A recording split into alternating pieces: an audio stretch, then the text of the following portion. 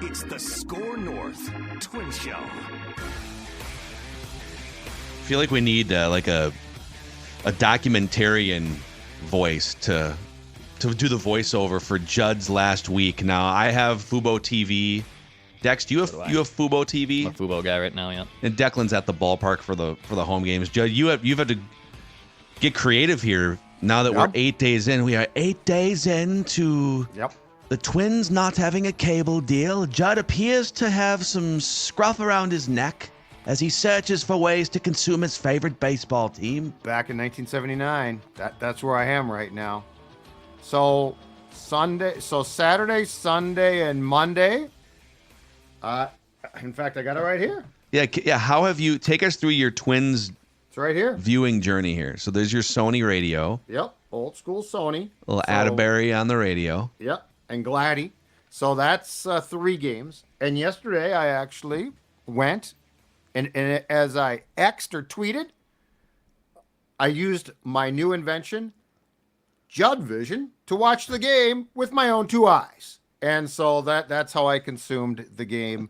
But this remains ridiculous. I mean, and I've put out a ton of tweets. Ross Brendel, our friend who does a great job, mostly behind the scenes at Score North, has lapped me on tweets, tagging Twins Prez Dave St. Peter, and all entities. I don't think St. Peter can do anything about it at this point. No, but I mean, I have no problem with him being included. It's Are people like fault. bombarding St. Peter to fix it though? Like at this point, what's done is done. Right. They screwed it up 4 months ago, which is why I have no problem. They can't with do him anything being now, unfortunately. Included. So, but yeah, so Roscoe and guys like that are bombarding Bally's and Xfinity/Comcast and the Twins, which I have no problem with. But I mean, you know, for a huge portion of people who have Xfinity Comcast, it's a problem. The other problem is that there are a lot of people who are older who don't have the ability, I mean, in some cases, to basically get out and leave their homes, much less go to a baseball game, who love to watch the Twins. Yeah. And now they can't. It's really, really unfortunate. And I think I read today in a piece done by a columnist at Barrett Sports Media that there are actually 12 teams that have gone dark Comcast teams. So half the league basically has no major cable deal with Comcast. I think it's 15 teams that are carried. Now, I don't know how the other 3 have gotten around it or what's transpiring there. But yeah, it's like 12 teams, including the Twins. And quite frankly, it sucks. And I've thought about changing, but here's the problem. Bally's is a bankrupt company. I believe they have a court hearing set for June. If they're path to survival... We televising the court hearing? Well, I'd like to go. I'd like to go and just put a fork in them, because if they don't make it, if I switch, then guess what? If they eventually shut down here, then I've switched for Twins games this season. You know, everything about this is short-sighted, a complete pain in the ass. The only reason why I'm hoping that Bally's basically accepts what Comcast is offering and just goes crawling back is because, so Bally's is balking because Comcast says we want to put you on a higher pay tier. So we're going to affect your subs, but we think that your programming doesn't belong on more of a basic tier. Bally's is saying, no way, we need to be on that basic tier. But because of this dispute, Bally's is getting nothing from Comcast. So like that's a major revenue stream. Again, I'll say this slowly for them at Bally's. You're bankrupt. You need that money. So I'm hoping that they just go back. But it's a huge problem. And I don't know if Dex agrees with this or not. But back in the day, so I'm talking like the 60s and 70s, the theory used to be you do not televise your home games because that's going to affect your gate. Like, you want to sell tickets. I'll stay home and watch games. Well, it's 2024, Twins, Bally's, and Comcast. And the reality is this. I think it affects your gate more by not being on TV. And so, Dex, I don't know if you're with me on this, but I mean, they announced 14,000 last night. I would say there was probably 9 there. Yeah. And I think it's definitely affecting their gate on a gorgeous night with a hot baseball team that the Twins are literally out of sight, out of mind. So it's the opposite effect. Yes, of that's my opinion. Yeah. That's my opinion. Interesting. Yeah, I mean they're in a marketing PR disaster with that. So even though you could think that they'll start coming to the games because our fans don't have any way to watch them. No, you have kind of bleeped on them, so now they are spiting you and they're boycotting you entirely. So the whole thing is it's reversed, and it sucks. Like, I mean, I'm bending over backwards too, paying an arm and a leg for Fubo, and I get the only reason I signed up for that and I almost added Xfinity right before the season. The only reason I didn't was because it's whack-a-mole, man. It really is. And the only reason I didn't was because I have an American Express card, and American Express was going to give you $45 off for 3 months if you signed up for Fubo. So then I did the math, and I was like, all right, well, Fubo is now significantly cheaper, so I'll do that. So yeah, it's whack-a-mole of finances. It's whack-a-mole of who's going to have it. The whole thing is just a disaster. Yeah. So at this point, based on history and precedent, the other carriers, the big carriers, the YouTube TVs, Hulus, that they've had this dispute with over the years have not brought Bally's back.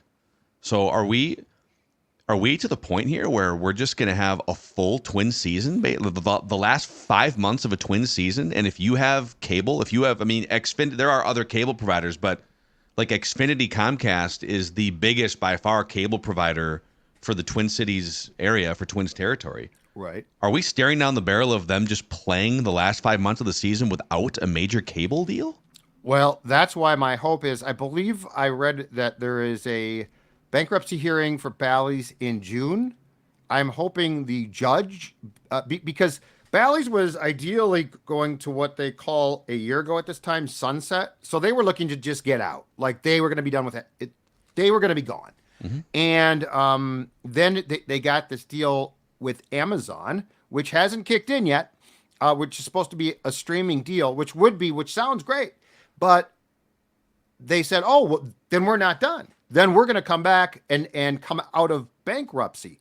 I'm hoping, and they're also off Midco now, which serves the Dakotas, I believe. Yes. A lot of them. Yep, they're the Dakotas. And so what I'm hoping is that a judge says your finances are a complete mess. What are you doing? Take deals. Take anything that you can get. You need cash coming in. That's my hope.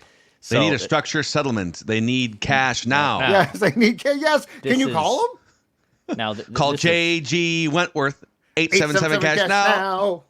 So this literally just came down to like 25 minutes ago. So the PWHL, the new Women's Professional Hockey League, they have a playoff game. Well, again, they have a deal with Comcast. They can't watch it. They just announced we will have a live stream link tonight to watch the game, the PWHL team. And their games are on YouTube as well, or have been. So like you could always go there. Well, and that gets back to my question. Is there something the Twins can do to circumvent? Like, is there something the 12 teams can do to be like, if you guys are a mess, we will go to court and we will find a way. This is to your criticism, like from 4 months ago. I know. This is why when you're staring at an unreliable, bankrupt, declining company, and you have an option to not do business with that company anymore, and you choose to do business with that company, like you sort of get what's coming to you. That's what's happening. They said, a lot of red flags over there with that Diamond Sports Group and Bally's, and it's very obvious the winds of media distribution are shifting here, but it's the path of least resistance, and it's a check that we can just cash. Let's just do it for one more year and kick the can down the road and figure it out, and this is, well, it's sort of karma in a way for not just for the Twins, but for Major League Baseball. Well, that's the as a whole, maybe even more so, like Major League Baseball, not figuring out what is our solution to this tangled mess of distribution that we've been dealing with for years. And how has there been no plan? Like, there's never been a plan here, and it is 2024, and you look like idiots. Like, that's my thing, is you just look like idiots. You look like, A year ago, they're talking about, okay, we're going to find a way to get the blackouts lifted. We're going to finally get it. I mean, the blackouts themselves, which have been in effect forever, were bad enough that you couldn't watch 5 teams in Iowa, right? Yeah. That was, they've actually doubled down and made it worse now. Mm-hmm. Like they continue to make things worse. I know. Yeah. Where is anybody? No, and like the Twins are like, well, there's nothing we can do now. Well, okay. But that's why it's a baseball problem. Right now, 4 months ago, it was a Twins problem because they had an option to do what the Diamondbacks and the Rockies did, which is we're going to protect our direct-to-consumer option that we'll figure out distribution over here.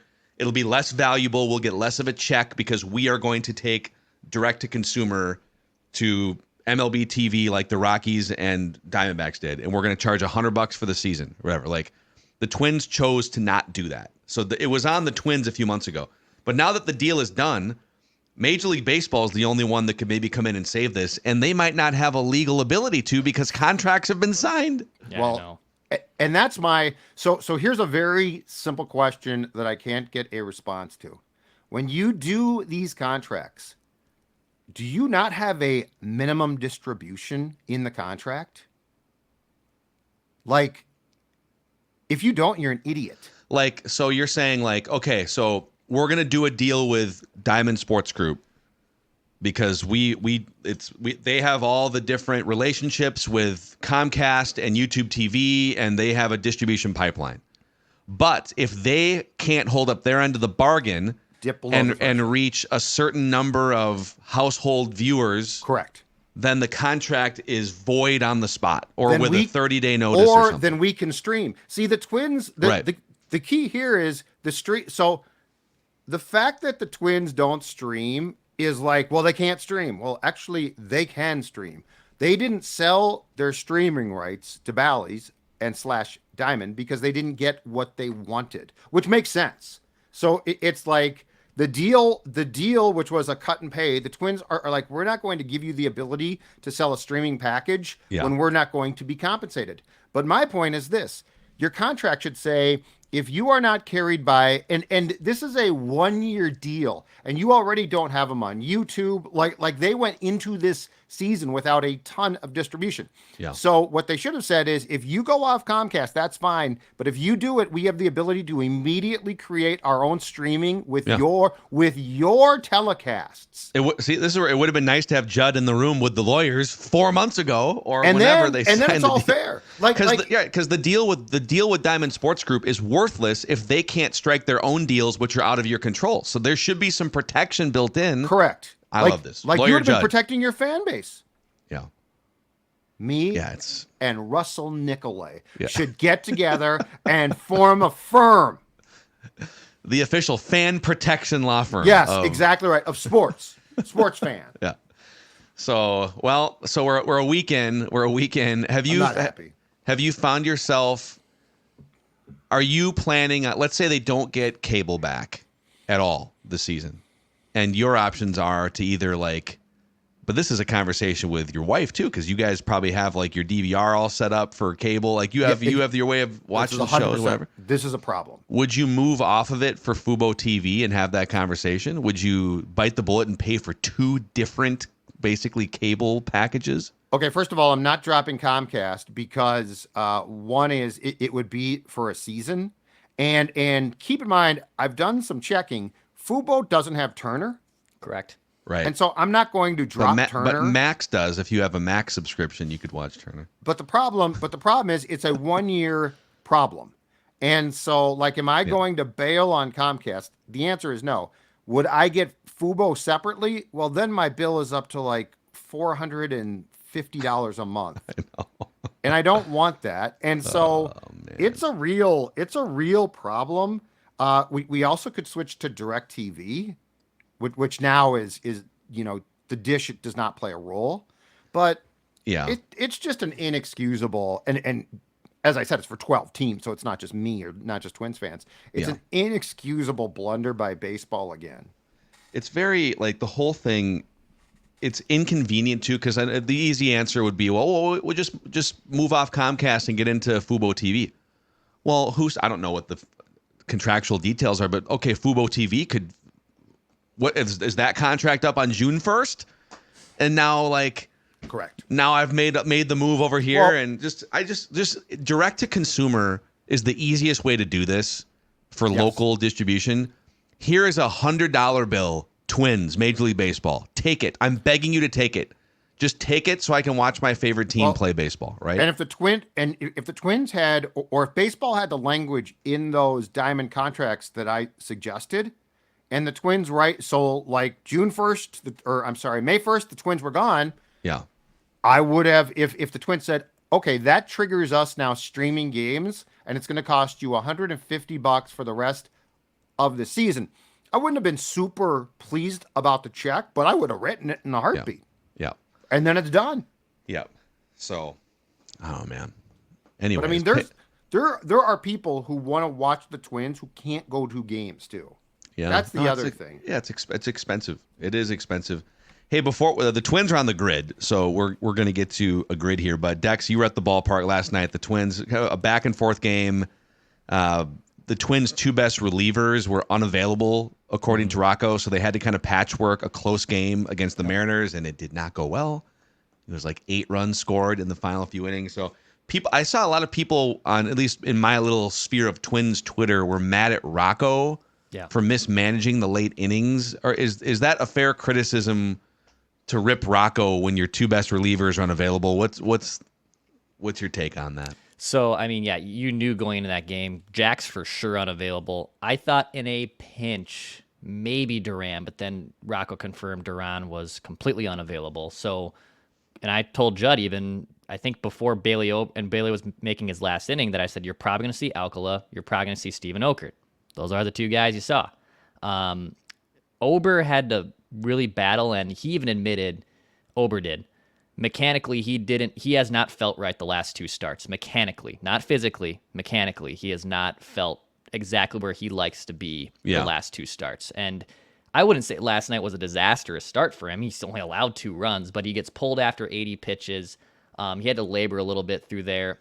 Personally, I would have trotted him out there for the 6th, so the bridge is easier to build to a victory instead of having to get the extra 3 more outs from your relievers in the 6th. And look, Cole Sands did his job, so that's where I would have put Ober out for the 6th, had Sands out for the 7th, or maybe to save Sands for more high leverage. But you were going to see Steven Okert, you were going to see Jorge Alcala, you were going to probably have to see Jay Jackson too. So those guys were going to be the ones that have to pitch. And I think the Twins' best strength is their bullpen. That's been their biggest strength. But boy, oh boy, there is a drop-off with relievers 5, 6, and 7 from 1, 2, 3, 4. There's a big drop-off, and especially with Brock Stewart on the injured list too. So keep in mind that. Stewart's not available. He's on the injured list. So there is a cliff between Duran, Jax, when Stewart is healthy. I think Thielbar might not be as effective, but he also pitched the night before, so he was unavailable. It sounds like they're going to call up Josh Staumont. They're going to make another roster move. So Josh Staumont, who was I think he was their first free agent addition. He's been at AAA. He's going to come up here for a new fresh arm. I would bet Jorge Alcala is the one that, again, kind of gets pushed back. Alcala's really interesting, man. He throws 99, but I think his off-speed stuff is junk. Junk in not a positive way. It is not good. He does not have the secondary pitching to hang here. So too bad, but yeah, there's a steep drop off. I don't blame Rocco for that loss necessarily. No, I wouldn't go that far. It's very easy when the bullpen loses its mind. The first thing we do is like blame the manager for putting in the wrong relievers, and I don't know if that was the case last night. 2 guys I'd like to ask questions about. One in the bullpen is Jay Jackson. Can you not improve there a bit? And another frustration was a pinch hitting appearance, and there were a few based on matchups. But Trevor Larnach was pinch hit for in the 5th by one Manuel Margot again, and the at bats that we saw, I believe he had 3. Yep, K5-3K were pretty damn non-competitive. Yeah. I'm not calling for DFAs yet. I'm not calling for that. But Dex, what do you think about those two? Because Jackson, it feels to me like there are other potential options here. Mm-hmm. And Margot, to me, has been really disappointing. Jay Jackson is definitely kind of just filling a void right now. Like, he's going to be that 6th, 7th option. I know you made the write that down prediction. He's probably gone by the end of June. He could be gone a lot sooner. I wouldn't be shocked by that at all. You need guys to fill out a bullpen. So I wouldn't say like I can't believe he's still on the team. Someone's got to pitch some innings here when the top guys can't. On the pinch hitting front, I know Manuel Margot rakes lefties, and Rocco's been very specific about that he was also brought in here to really hit lefties, and they brought in a lefty to face Larnach, who has honestly been probably their best hitter over the last 3 weeks. I got to let Larnach face that lefty. I know platoons work. I know this team loves their platoons. I cannot take the best bat out of the lineup for a guy who has historically hit lefties that can't hit a baseball this season. Those are the decisions where I am confused by, and I get platoons work, but Trevor Larnach's been your best hitter for the last 3 weeks since he got called up. It's a big spot, and Margot goes up there and is back on the bench in 3 pitches. So I do not like that. There's a little bit of like this gray area where big large samples platooning works, and you should play those numbers more often than not. But then as you drill down into the micro, to me, this is where like you have to let a manager be a manager. If you have one guy that is dialed in, seeing the baseball, but it's not the platoon advantage, and you have another guy that's off to an historically bad start for his career, what's more valuable, the platoon advantage or the guy that's feeling great at the plate versus the guy who isn't? So I'm kind of with Dex on that. I mean, it's hard because, like you should play the numbers like 80 to 90% of the time. But is there room for 10 to 20% nuance and a manager being a manager and having his finger on the pulse of something? I think the Twins would probably lean toward just play the numbers. No one can really figure out like putting their finger on the pulse enough to go against the numbers, but it's one loss. By the way, the Declan Plan 2.0, just pulling that up. So you said 16 games against teams that have a winning percentage of like a 95 win team, by the way. And the goal was to go 9-7 over those 16 games. They are 3-2 right now. So they're on track. They just have to go 6-5 in the last 11 games here. 2 more against the Mariners, and then 3 Blue Jays, 3 Yankees, 3 Guardians. So we're on track for the Declan Plan 2.0. The Blue Jays are ripe to lose a series. They are a mess. Yeah. So go get 2 out of 3. Go split the next 2 against the Mariners. Go get 2 out of 3 from the Jays, and you're going to be in good shape. But Yankees and Guardians are kind of the two. Those are the 2 biggest measuring ones. Sticks, baby. Measuring stick games. Yeah. Guardians are beating up a bit, but they still find ways, man. They still find ways. The Bombers will be fun to watch. They just called up their one of their top prospects. The Guards did. He was ripping he was like a top 50 MLB prospect. He was ripping the cover off the ball. Kwan just got hurt, right? Stephen Kwan just got hurt. And then Sam Henches, Minnesota native, I believe, just got activated from the bullpen. It was a good arm for them. A Doogie favorite. Yep. Mm-hmm. We've gotten a lot of scoops through the years about Sam Henches.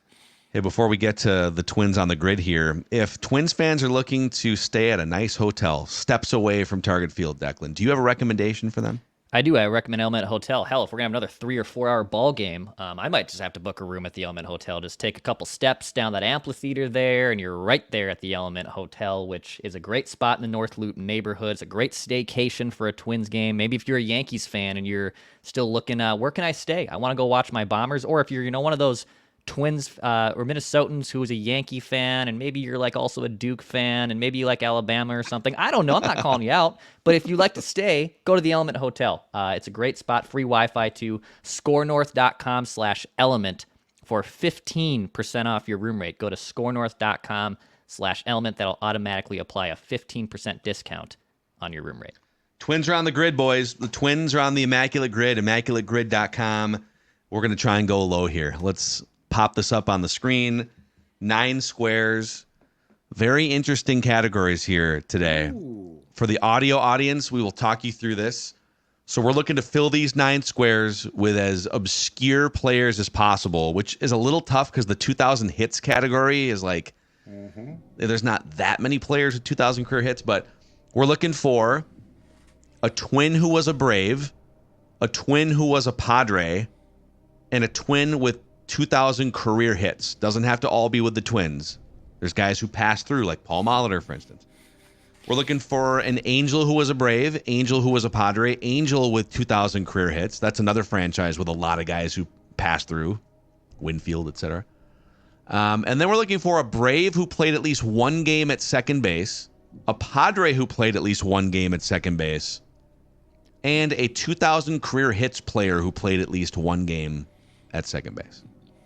So, sports dad, should we start with the Twins row here and work our way around this grid? Sure, let's do it. You tell us where you want to start. You want to start by putting Pat Neshek in the Twins Padres square? That's a good one. Jason Marquis. I mean, there's some good options. Bartolo Colon for Twins Braves. Marquis for Padres. And actually, did Marquis pitch for the Braves too at the end? That wouldn't. Well, that would be Braves. No, Twins Braves. I'm saying. Did he pitch for the Braves? He might have. Jordan Schaefer was one I was thinking. Oh yeah, that's good. Oh my God, you're not going to beat that one. That's okay. Let's do Jordan Schaefer for Twins Braves. That's good. Former center fielder. Wow, that's got to be under 1%, right? 0.3. 0.3. Okay. Is Neshek going to be? Is Neshek too much of a cult favorite with Twins fans? Maybe. Who was the reliever in 2014-15 that was the closer? His name starts with a B, I thought. Oh, God, who was this dude? I thought he pitched for the Padres. Bobby Keppel? Not Bobby Keppel. He won game 163. Or no, Bobby, oh, man. You know what I'm thinking of. Sinker ball guy. He went to the Braves. Or, no, he went to the Nationals, the one I'm thinking of. Kinsler? Kinsler. Brandon Kinsler. Yeah, he didn't pitch for the Padres. He didn't pitch for the Padres. I'm thinking of someone else that it's not coming to me right now. I mean, relievers are good. I feel like we can go even more rare than Neshek. I'm trying to think of old school. Luis Perdomo. Luis Perdomo. Okay. I covered him in 2012, I believe. I think we've used this one, and it was an absurd. P-E-R. Oh, there's two Luis Perdomos. And this happened last time. Well, no, he's not still playing, right? No, it's the one that 2012. Luis Perdomo. Okay. Yeah, it's gonna be really low. 0.03. Oh, 0.03. It makes Jordan Schaefer look like way too high. Let's go back. All right. Okay, Twins with 2,000 career hits. Now they've had a bunch of these. Yep. So let's think more on the passing through and the obscure like a Winfield, guys who played a long time that. Like Winfield passed through. Molitor, Winfield would work Nelson for Cruz. Too. Yep. Nelson Tomey. Tomey have 2,000? Probably had 2,000. So he played till he had to have had 2,000 hits. Chili Davis played like 20 years. Yeah. Kirby Puckett. Gary Gaetti. I think for Twins fans. Also, I just named a few guys that would work for Angels 2,000 career hits. Yes. Gaetti would work for that. Winfield would work for that. Chili Davis. Gaetti has 2,000. He played for like 20 years. I mean, he literally came in the league in the early 80s and played till he was like 40. Yeah. Okay. So should it be for the Twins? Should it be someone who passed through and is not identified with him as much?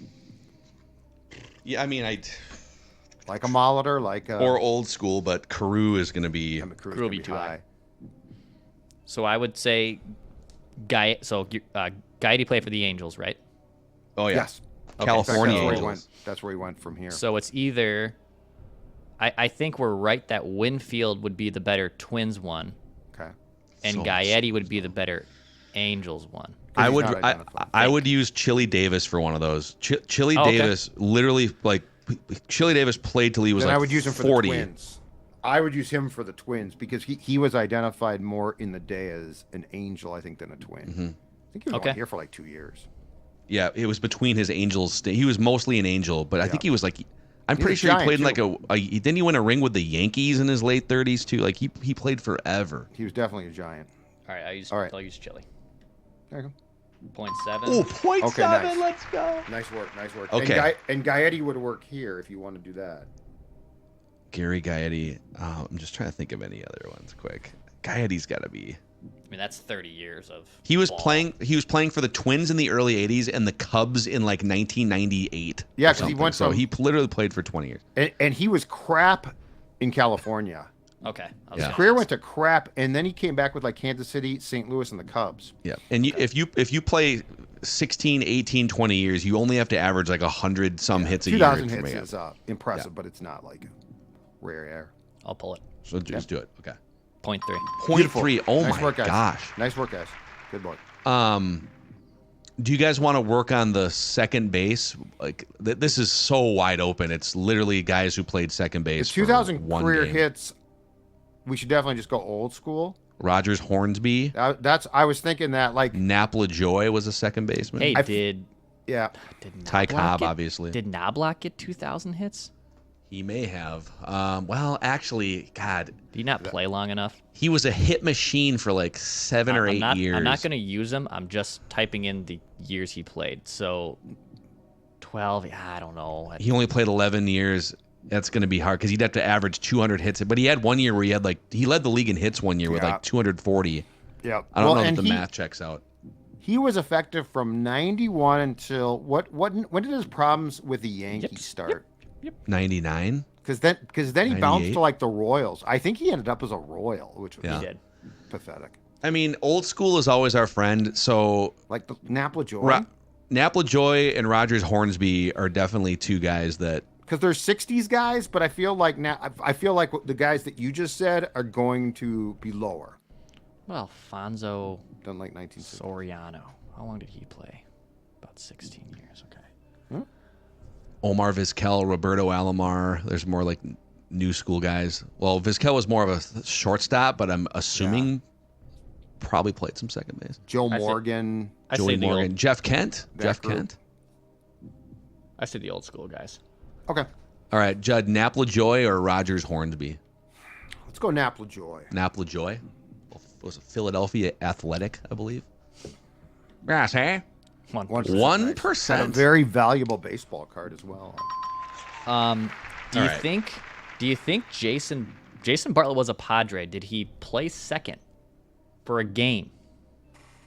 He played left for a game. Most shortstops play second base at some point.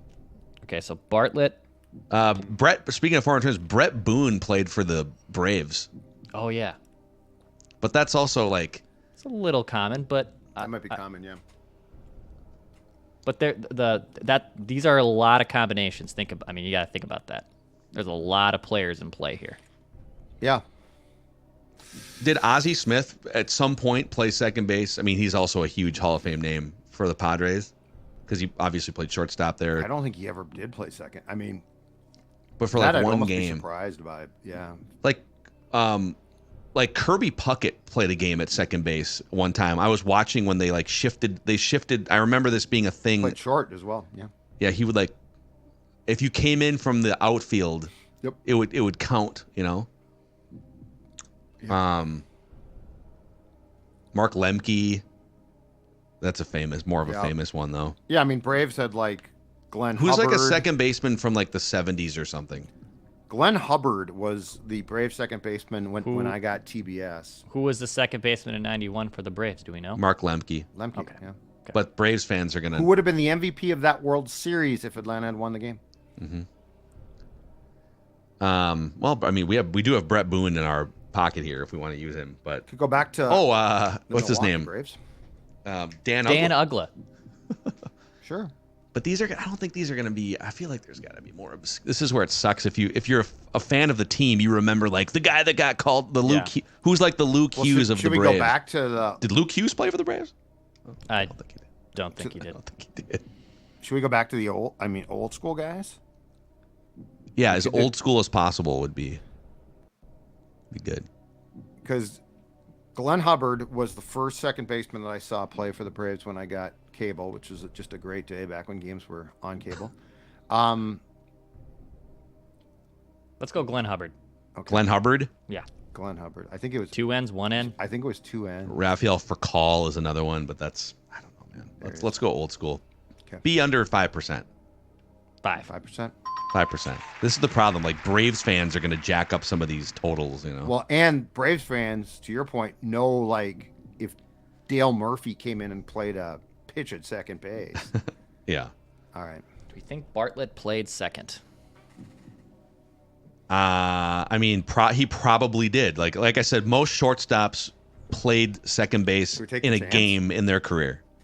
So, chance it? I'm fine with chancing it. Son of a B. We greenlit it though. It's a team. Yeah, we knew game, what we were doing. We walked into it. It's a team game. Well, and we were all on the same page. It's been a while since we've that was not a screw up. No. Like that was not a one person said we're doing it. Well, let's complete. We have two guesses left in 3 squares, so let's finish strong here. Cologne's a former Twin. That would work for this square. A Brave Angel. You're talking about? Mm-hmm. Yeah. Oh, I got Twins you. claimed him from the Braves. The Bravos. The Bravos. Yeah, let's throw them in there. I mean, at this point, the game is what it is. It's over. We made a run there, man. We had a Cologne 7%. There you go. Angels and Padres. You got Winfield. Let's do Winfield. Yeah, let's close with a Twin. Winnie. Okay. 9%. So we had, and then they hit you with a 50 or 100. 100. So we actually nice little score there going, but it happens. It happens from time to time on the Immaculate Grid. We try to go low on purpose. Like most shortstops do play second. In fact, let's just for fun here. Let's Google Jason Bartlett. You're gonna send him a complaint. You're gonna be like, he played second. I know he did. You son of a. That reliever I was thinking of, Blaine Boyer. Oh yeah. That's who he didn't actually. He actually played for the Braves. I thought he played for the Padres. He spent like 5 years with the Braves actually. Okay. Oh, and the Padres. I was right. He did play for the Padres. Jason Bartlett, second base in his career, played 1 game at second base, and it was with the Twins in his rookie year. 2004, he played 1 game at second. It was 1 inning, and he made a putout or an assist, I guess. So with the Braves, I mean, there was 316 options for second base Braves. Well, yeah, it goes back to Boston. They go back literally Boston Braves, like Babe Ruth might have played second base at one point in a shift. He ended his career with the Boston Braves. He did. So, all right, guys. Well, we'll try again next time the Twins are on the grid. We have a random Twin of the Week before the week is over. And if you haven't already, click the like button and the subscribe button on the brand new Score North Twin Show YouTube channel. Thank you guys for hanging out with us. Good luck finding the Twins on TV.